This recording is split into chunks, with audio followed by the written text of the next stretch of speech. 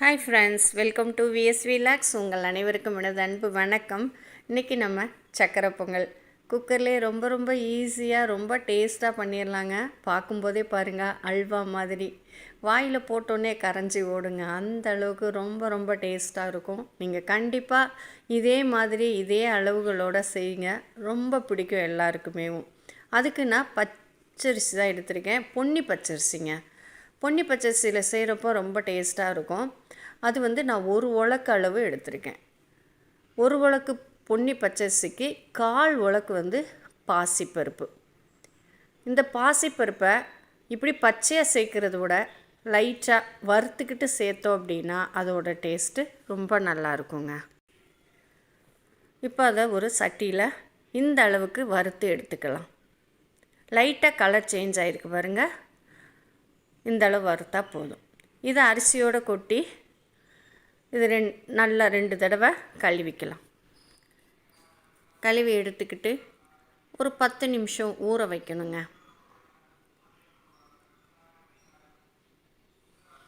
இப்போ நல்லா கழுவி எடுத்தாச்சு. இது கொஞ்சம் தண்ணி விட்டு 10 நிமிஷம் மூடி போட்டு ஊற வச்சிடலாம்.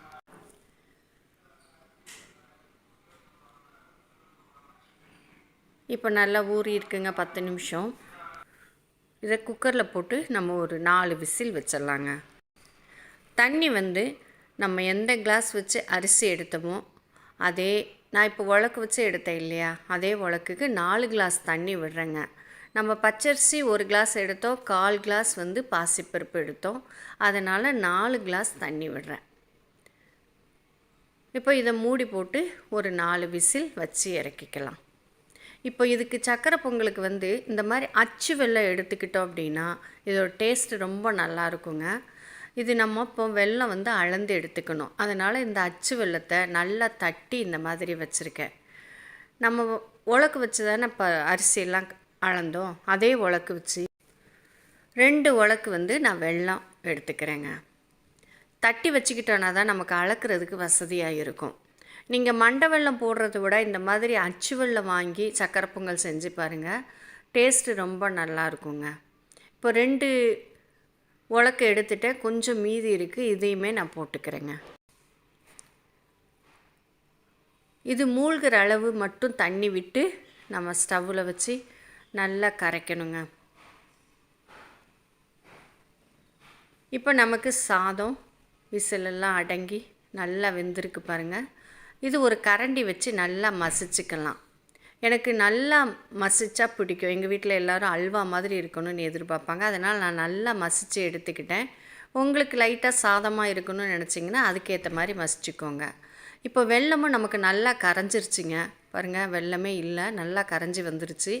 ஆனாலும் மீடியமில் வச்சு ஒரு 2 நிமிஷம் நல்லா கொதிக்க விடலாம் வெல்லத்தை. அந்த பச்சை ஸ்மெல் போகிற வரைக்கும் ஒரு 2-3 நிமிஷம் கொதிக்க விடலாம். இப்போ வெல்லம் கொதித்ததுக்கப்புறம் நம்ம மசிச்சு வச்சுருக்கிற சாதத்தோடு இந்த வெல்லத்தை ஊற்றிடலாம். ஊற்றி நல்லா கலந்து விட்டுக்கணும். வடிகட்டி ஊற்றிக்கோங்க. ஏன்னா இதில் நிறைய குப்பைகள்லாம் இருக்கும், கல் இருக்குங்க. வடிகட்டி எடுத்துக்கிட்டு நல்லா கலந்துக்கலாம். வெல்லம் ஊற்றுனதுக்கப்புறம் நம்ம மசித்தா அவ்வளோவா மசியாதுங்க. அதனால தான் நான் ஃபஸ்ட்டேவும் நல்லா மசித்து விட்டுட்டேன். இப்போ நெய் ஃபஸ்ட்டு ஒரு 2 ஸ்பூன் விடலாங்க. இது நல்லா கலந்து விட்டு இந்த நெய்யெல்லாம் உள்ளே இழுத்துக்கிட்டதுக்கப்புறம் திருப்பி ஒரு 3 ஸ்பூன் நெய் கூட கொஞ்சம் விட்டால் தான் டேஸ்ட் ரொம்ப நல்லாயிருக்கும். இந்த 3 ஸ்பூனும் நல்லா கலந்து விட்டுக்கலாம்.